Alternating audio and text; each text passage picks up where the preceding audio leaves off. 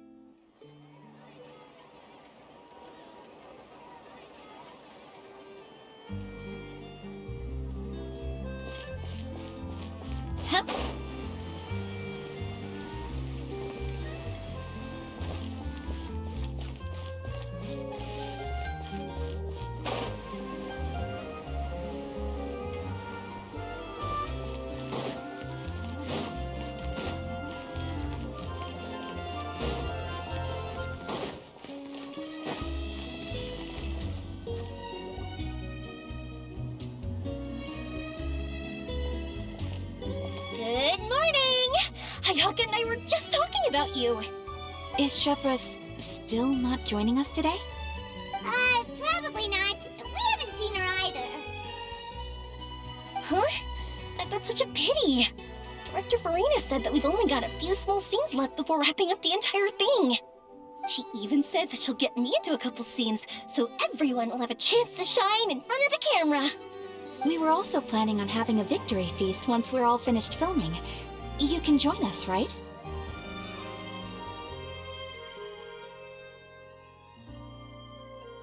If only Chevros was here. I still haven't taken a photo with her. I'm afraid that can't be helped. Those special patrol folks are like phantoms when they've got a case on their hands.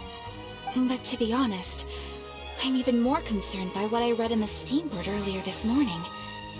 It said that the killer in the murder case was none other than the author of the Two Musketeers. Oh yeah, I heard about that too.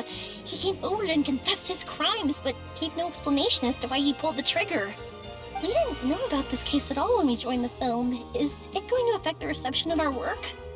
From a pure publicity standpoint, this will draw a lot more attention to our film. I have to say, though, that no director can be perfectly comfortable with garnering attention through means other than artistic skill.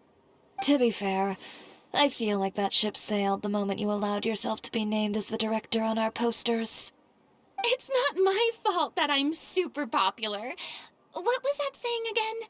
My popularity has, Sunk to an all-time low? spread to the four corners of Tibet.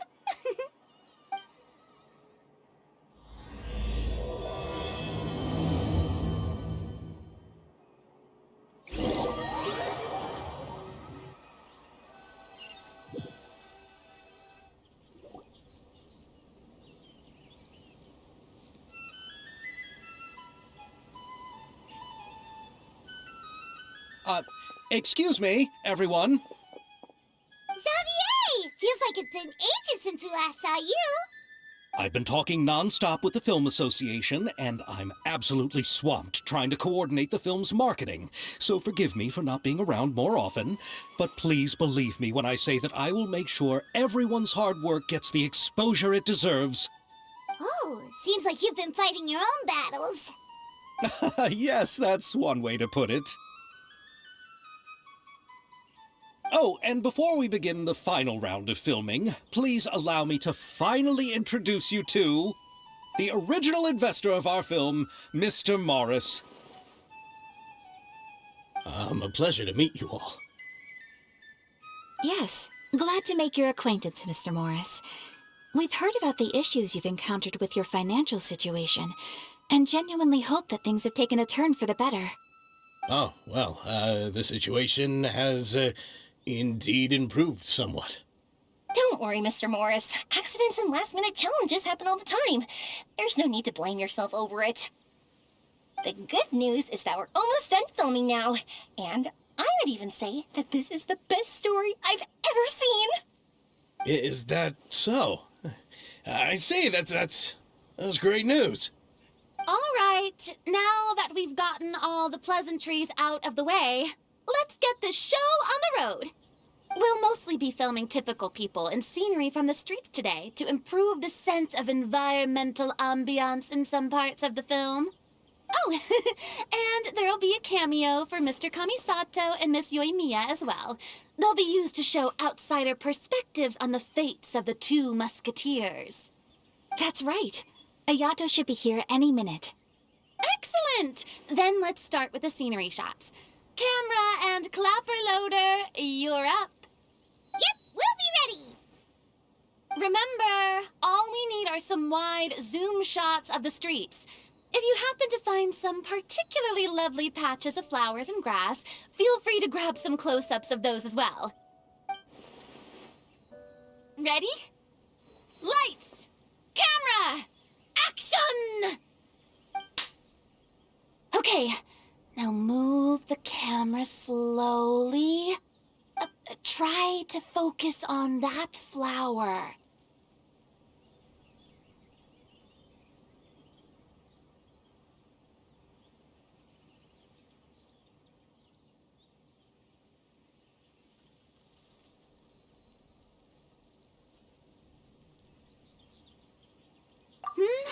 What's wrong? Just adjust the focal length a bit. Something the matter? Huh? But wasn't it working fine for all the days before? Veronique, can we try a different camera? No problem. How about this one? All right, let's give it another try. Lights! Camera! Action!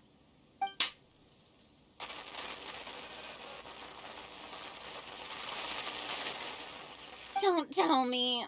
This one is broken too? Veronique, do we have any other spare ones we can use? I'm afraid we only brought these two today. What? Then go find a workshop to get them repaired right away. Oh, and you too, Bono. Go find our spare camera in the warehouse and bring it back to the set. On it. Greetings, everyone. My apologies for the delay. Is something the matter, Ayaka? It seems like there are some issues with the filming equipment today. We're stuck for the moment. I see. Well, let's not just stand here twiddling our thumbs. Actors, to the makeup booth. We'll start on the next scene as soon as we get a working camera. The people at the workshop told me that the part which holds the lens in place seemed to have fallen off. That's super strange. It was perfectly fine just yesterday. Well, no time to dwell on that now. Let's get back to filming. Ahem! Quiet on set! Places, everyone! Lights! Camera! Action! By the way, have you heard about that recent murder case? Yes, I have. It seems that they've caused quite the commotion in the city. I heard that the chief of the guards is so mad about not catching the culprit that he's about to explode. Oh? I find that quite hard to imagine, considering how he already looks most days. Director, we have a problem. Oh, we're in the middle of a take! Couldn't you wait until we wrapped up this scene? No, Director, our film, all the finalized film that we've been keeping in the case has disappeared. Oh, wait, what did you say? Mr. Bono, please take me to where the film was kept right away. I'm coming too. No, Yoimiya, you have to stay here. Oh. Okay, listen up. Everyone who's not working on this current scene can go with Bono to look for the film. Everyone else, stay put and wrap up the scene. Unbelievable. How could all these problems happen in just one day? We're back. How did it go? Did you find the film? We found it in the sewers. Huh? In the sewers? Is the film still okay? We discovered it just in time, so we should still be able to salvage it. The others are checking now to see if we lost any specific scenes. Oh, you scared me for a moment there. I nearly thought we had lost everything. I really don't want to experience that feeling of despair again. Okay, but who could have stolen the film and dumped it there? Could it be some competitors working on other films? But if they wanted to harass us, why wait until the last day? Okay, we don't have time to really look into it right now. Let's strike while the iron is still hot and wrap this thing up once and for all. Yeah, let's finish it.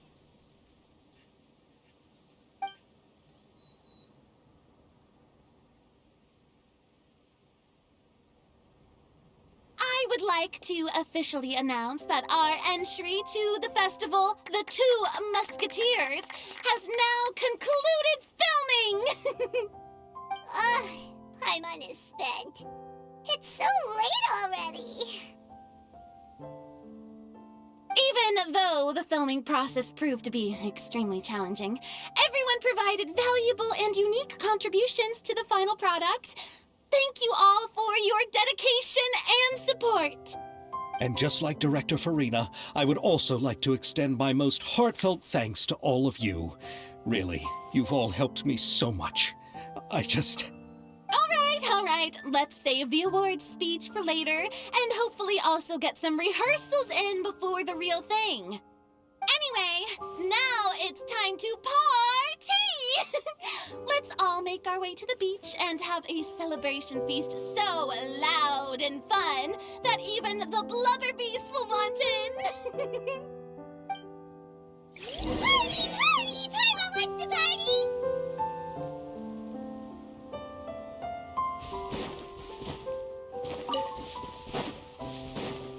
Whoa! This place is hopping!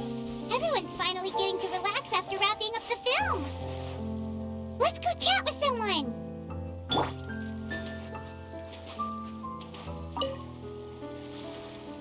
Hey, Ayato! How's your work been going? Everything went rather smoothly. Thank you for your concern. Ayato told me that we've already confirmed the dates for some Inazuma Fontaine cultural exchange events. So the next time we visit, we'll be doing so in our capacities as the representatives of the Yashiro Commission. Oh, that's great! Then maybe Paimon will be able to find Fontaine detective novels in Inazuma from now on! Oh, wait. Wouldn't Yae Miko get upset if that happens? That would be stealing some of her business.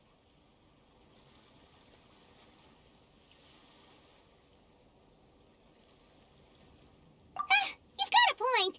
She's always complaining that light novels have become bland and too predictable after all.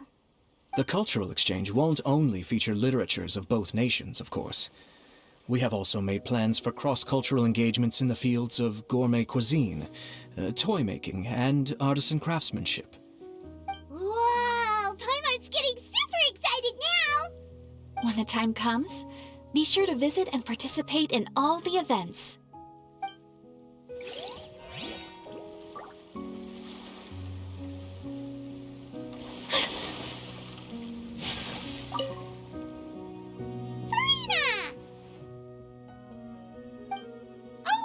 My darling clapper loader and camera operator, you've both worked really hard.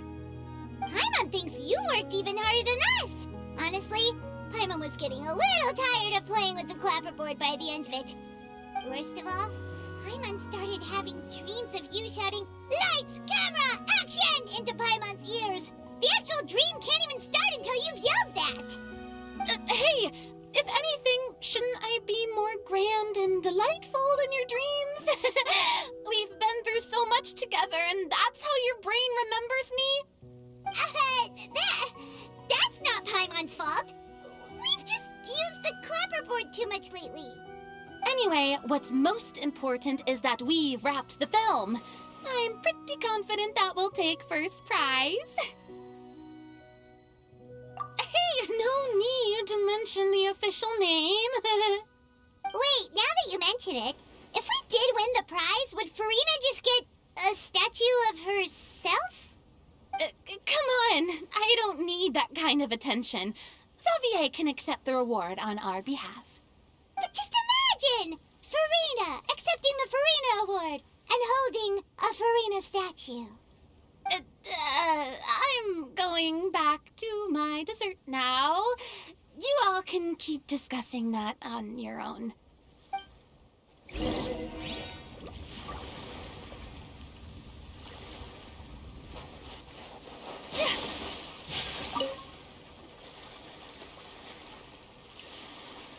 Chiori! Hey, you two. Are you not really into these kinds of big social occasions? Not particularly. But this is still better than Fontaine Fashion Week. But if this film becomes a big hit, people will definitely come flocking to your shop. Yes, that's highly likely. As long as the film can premiere as planned. Are you still worried about the case? That and all the obstacles we had to face today. You're right. It's as if all our bad luck just manifested at once. But why today of all days? No, it's nothing. We've already delivered the film to the editors, so there should be nothing more to worry about. How are you doing, Mr. Morris? You having a good time? Well, you could say that. Do you happen to know when the party is scheduled to end?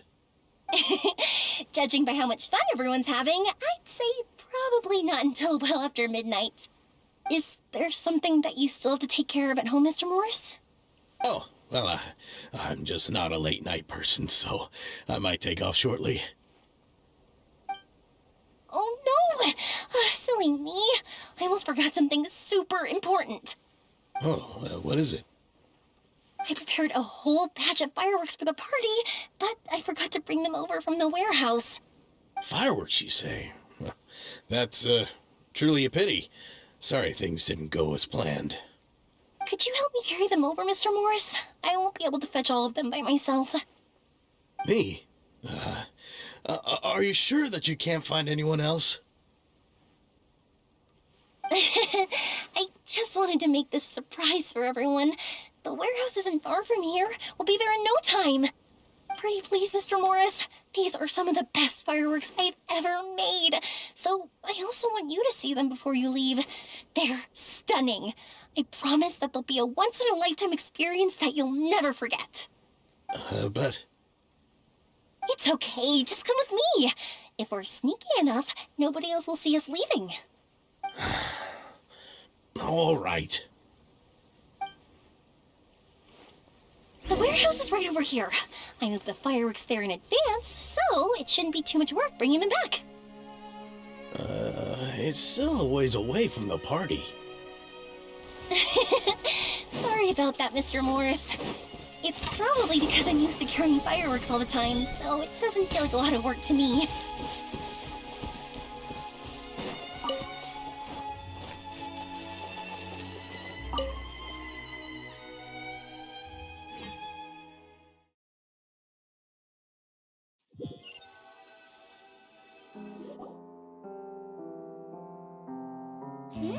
It's dark in here.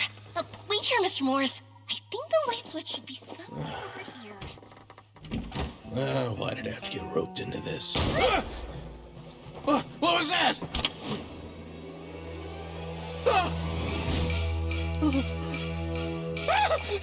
Who's there? Get me out! Get me out of here!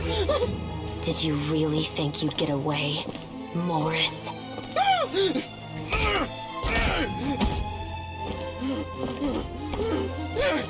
You've got the wrong guy! It wasn't me! I'm not the killer! You know, Eliza died a far more heroic death than this.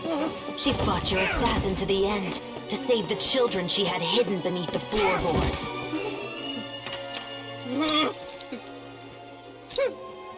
That is Eliza's pendant. The one with a photo of you two inside. The one you gave her. Ring any bells? It's a fake! It has to be! There's no way! No way your assassin didn't destroy it, you mean?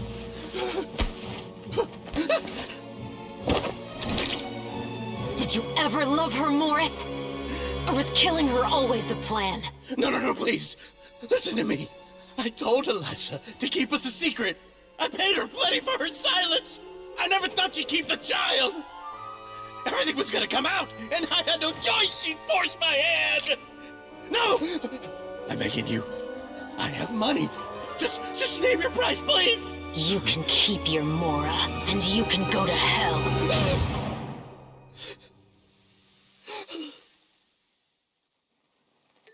I'm Captain Shovraz of the Special Patrol.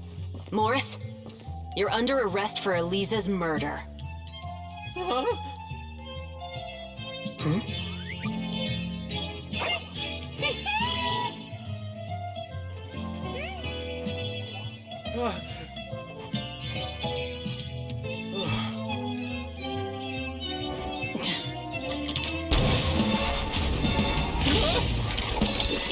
You're under arrest too, prop manager Veronique. Or perhaps I should call you the Second Musketeer.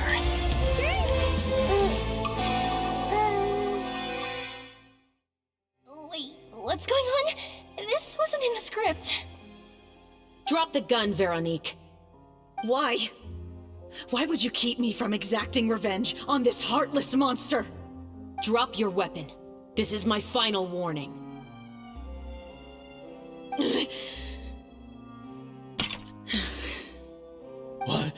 What is going on?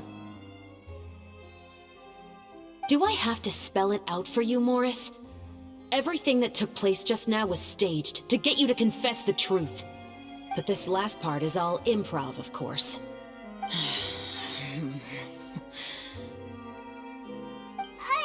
Shivers, you told us you wanted us to help you stage a play. You never said anything about the Second Musketeer.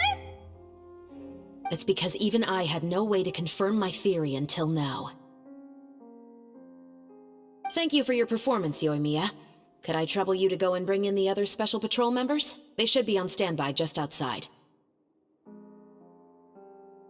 Oh, and please tell the other cast members not to worry about us. We'll be rejoining them shortly. On it!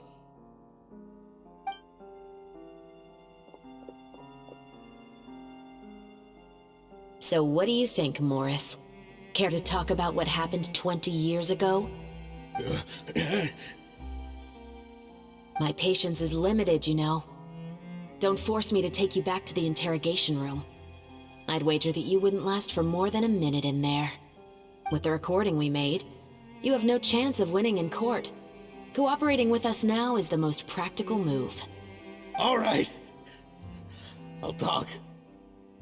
I hired an assassin to murder Elisa. She once worked as a maid on my family's estate.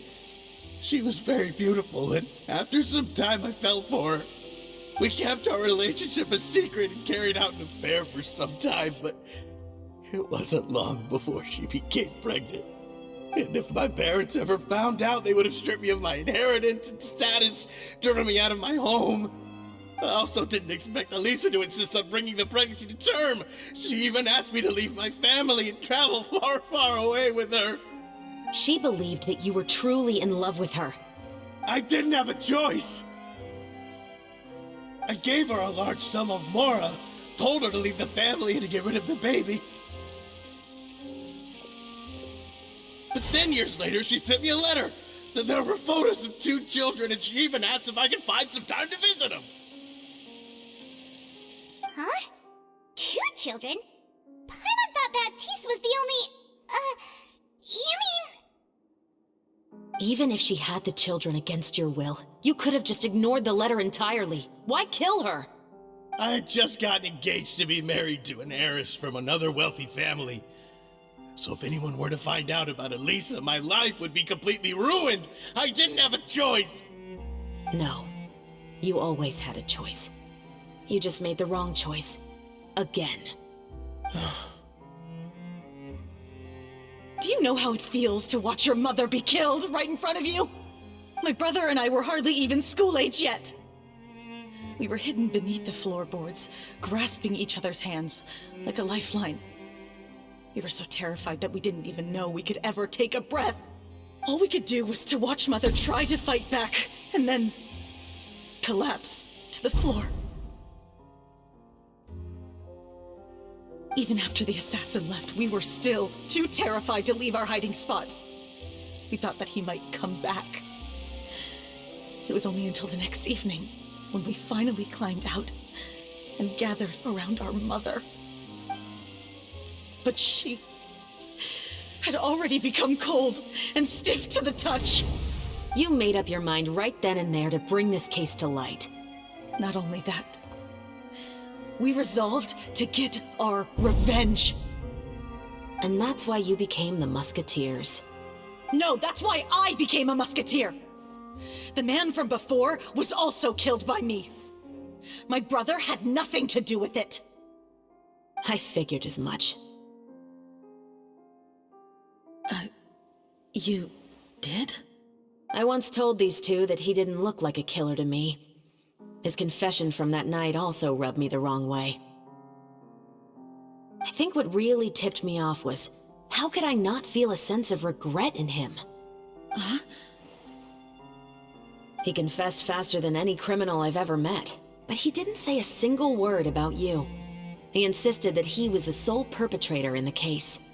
But after the questioning ended, I disassembled the musket we dug up from his backyard, put it in front of him, and told him to reassemble it. Wanna guess how far he got? He had no idea where to even start. He's never touched a gun in his life. Based on that, I determined that he was not acting alone.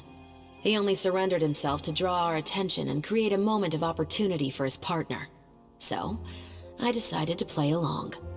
And as expected, the second musketeer followed us without hesitation once she saw Morris get separated from the rest of the cast.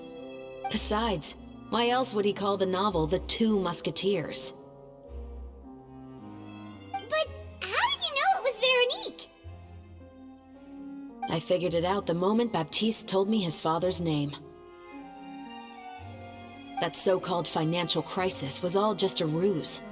He just wanted to sign up as the investor and then leave the film without any source of funding. After all, he has a vested interest in minimizing the reach of this story.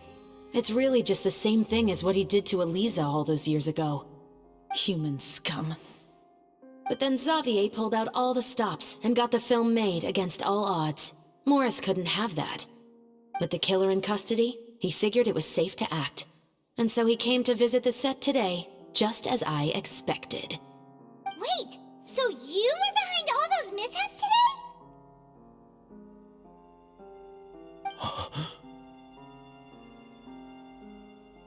As for the identity of the second musketeer, I assumed they'd probably stay close to Morris and look for an opening.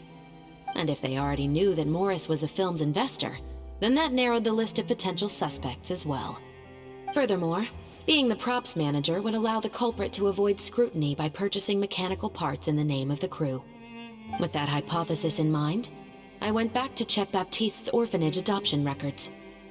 Guess whose name I saw on the same page, just a few lines from his. My brother. He trusted you. As in, he trusted me to perform the deed on his behalf? He trusted you to stand on the side of justice. I am. I thought you could do it as well.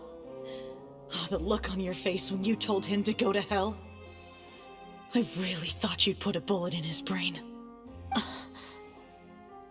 You know what he has done. Are you telling me that you'd rather see him spend the rest of his life living like a king in the fortress of Meripede?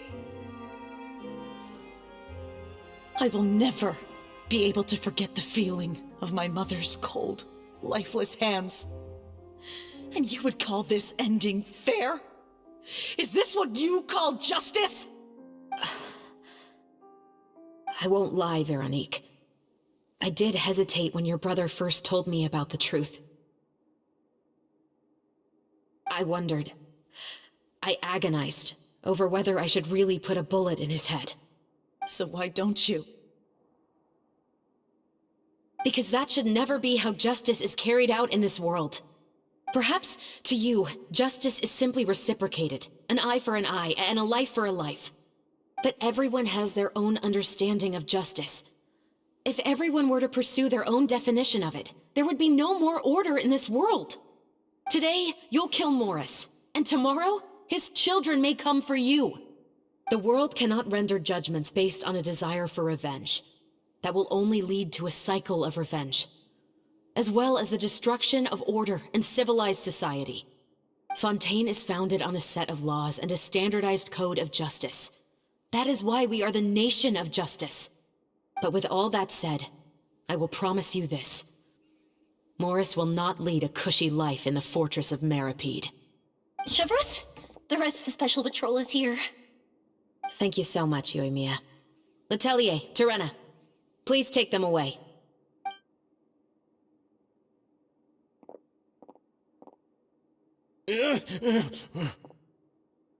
I still can't agree with your reasoning.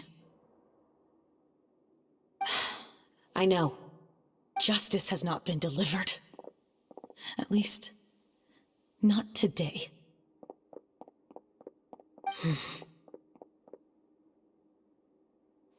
Chevreuse. Let's go. We should give an explanation to the crew.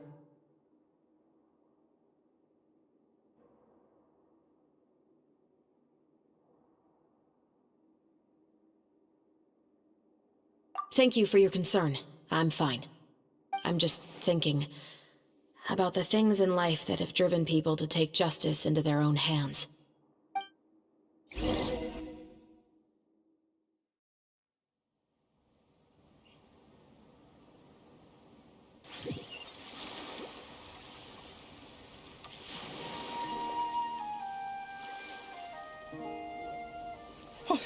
Who would have thought Morris would turn out to be...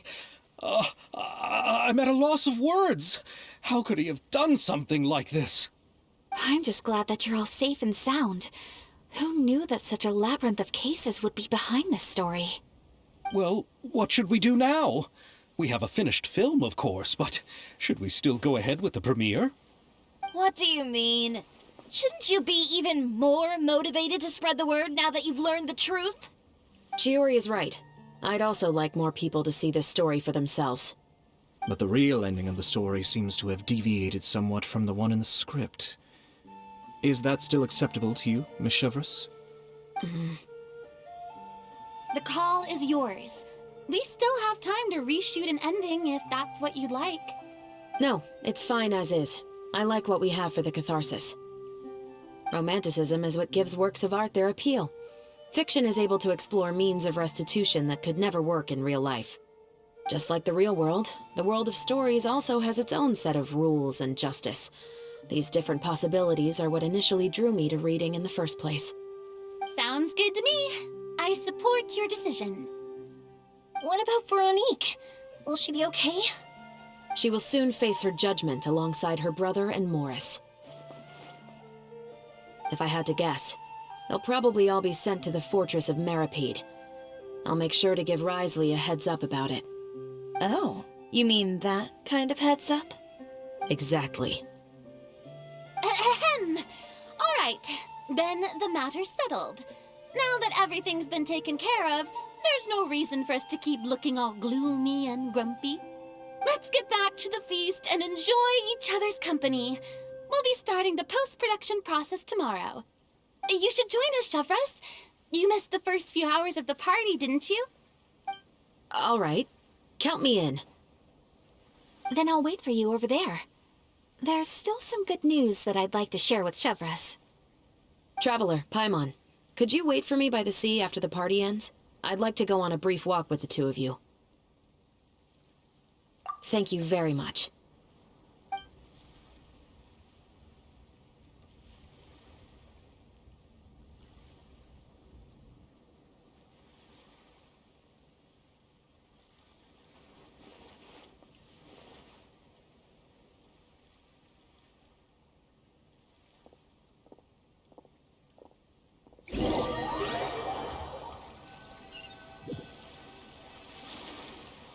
Sorry for the wait.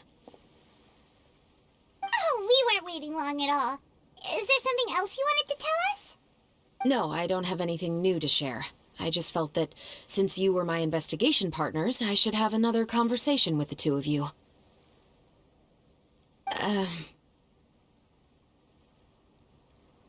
Traveler, how would you have responded to Baptiste's request if you were in my shoes?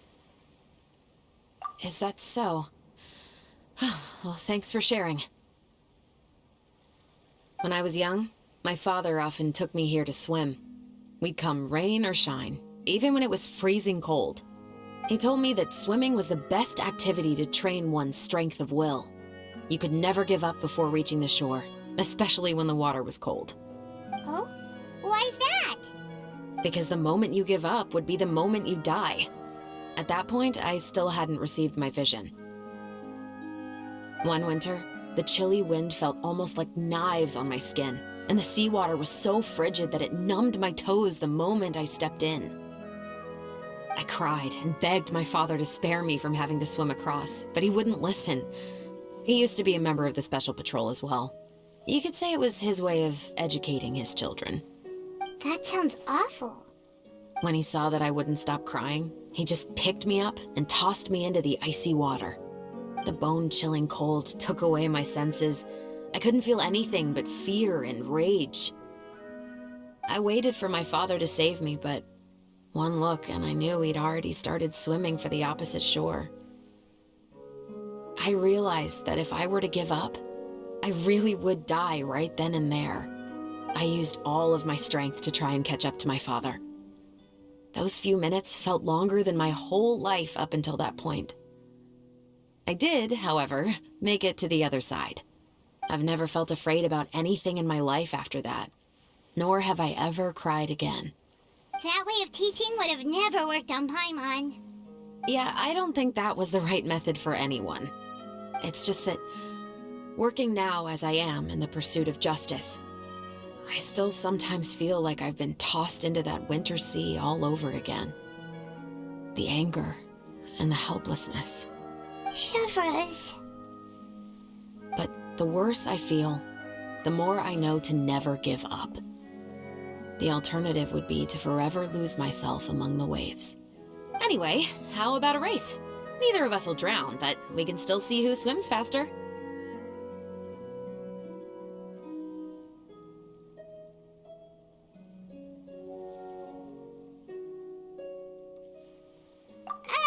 You guys go ahead! Paimon will grab the clapperboard to mark the start of the race.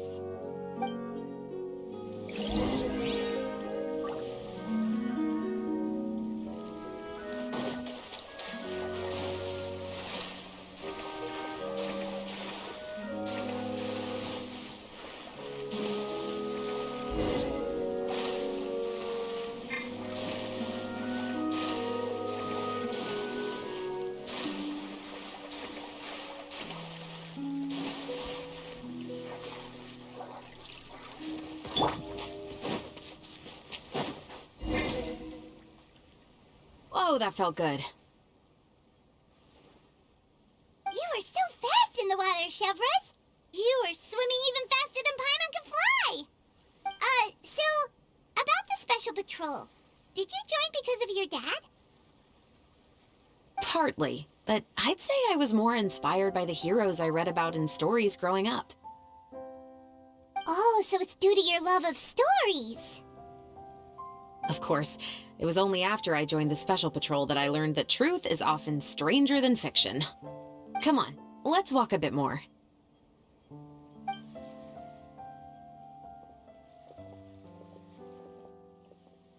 To be honest, I do sometimes question whether the decisions I make are the right ones. But I know that no matter what, I must keep swimming. Because the only thing I've got my eyes on is the shore in the distance.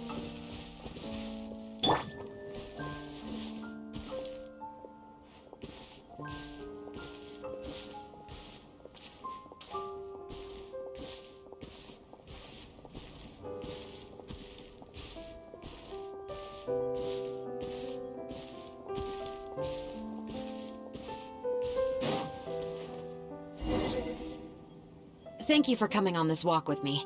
I feel a lot better. Huh. We're nearly back at Baptiste. You're right. I didn't realize we were so close. He really did plant a lot of flowers. It's just like how he described it in the story. Huh? Wait. Paimon, Traveler, look! The rainbow roses in the garden. They're in full bloom now.